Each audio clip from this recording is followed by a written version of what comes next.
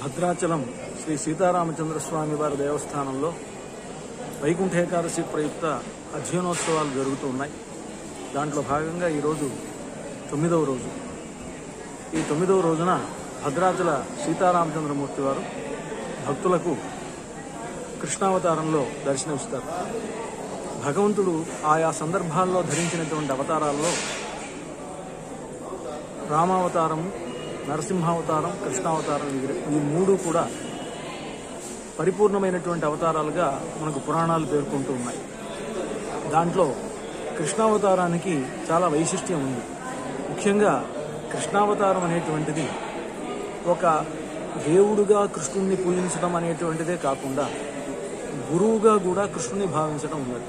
కారణం ఏమిటంటే మనకి ఈరోజు మన సనాతన ధర్మానికి, సనాతనమైనటువంటి భారతీయ ధర్మానికి అత్యంత ప్రధానమైనటువంటి ఒక గ్రంథంగా, భారతీయులకు ఒక ప్రామాణికమైనటువంటి గ్రంథంగా ఉన్నటువంటి భగవద్గీత, అది శ్రీకృష్ణుడు అర్జునుడికి బోధించినటువంటిదిగా చెప్పబడుతున్నది.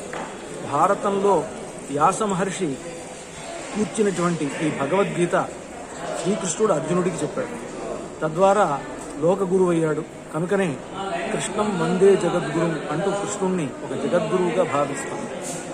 అలాంటి ఒక గొప్ప అవతారం శ్రీకృష్ణ అవతారం.